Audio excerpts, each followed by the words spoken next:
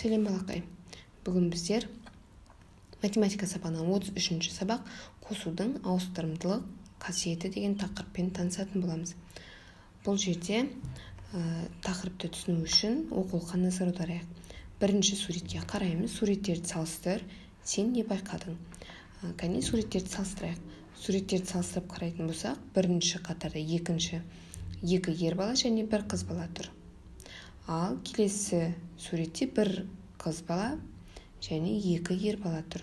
Бұлар қарап отырсақ орындарын ауыстырды. Бірақ орындарын ауыстырғанмен олардың сандары өзгерді ме? 2 қосылған 1 тең болады 3-ке. 1 қосылған 2 тең болады 3-ке. Бұл жердегі оқушылардың саны өзгерген жоқ. Бұл қосудың ауыстырымдылық қасиеті деп аталынады. Яғни қосудың ауыстырымдылық қасиеті қосылғыштардың орны ауысқанменен қосындының мәні өзгермейді. Қосудың компоненттері қосылғыш және қосындының мәні деп аталынады. Сонда бұл қосылғыштардың орындары ауысқанменен қосындының мәні өзгермейді. Бұл ережені есіңде жақсылап сақтап алу қажетсің. Келесі суретте және сан кесіндісінде қосудың қалай орындалғандығын түсіндір. Қосудың ауыстырымдылық қасиеті орындалды ма? Кәне көрейік. Бұл жерде 4 баскетбол добы берілген, 2 футбол добы берілген. Барлығы бұл жерде неше доп бар? Барлығы бұл жерде 6 доп бар.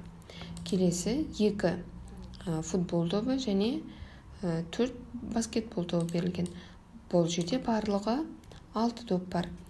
Қосудың бұл жерде ауыстырымдылық қасиеті орындалып тұр. Бірақ олардың мәні өзгерген жоқ. Келесі 3 түрлі түсті доп және 2 жұлдызшалы доп берілген. 3 қосылған 2 тең 5-ке. Келесі 2 жұлдызшалы доп және 3 әртүрлі түсті доп берілген.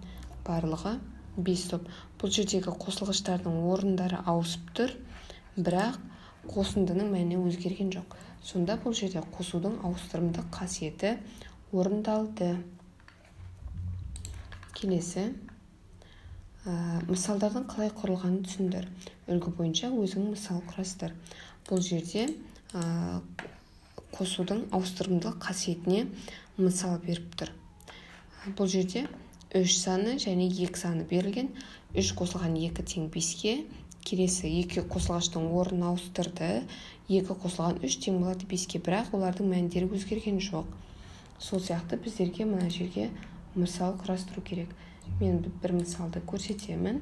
Қалғанын мысалды өзің қосымша орындасаң болады.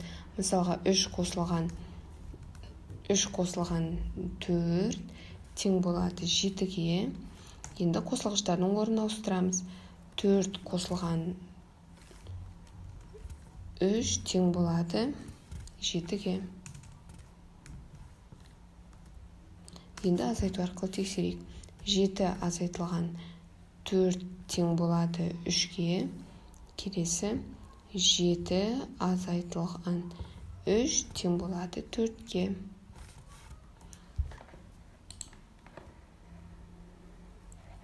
Бұл жерде біздер қосудың ауыстырымдылық қасиетіне байланысты есептерді шығардық. Әрі қарай келесі тапсырма математика күнделікті өмірде. Суретке қай қосындылар сәйкес келеді?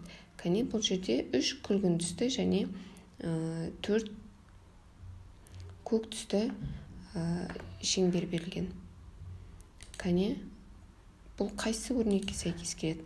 3 қосылған 4.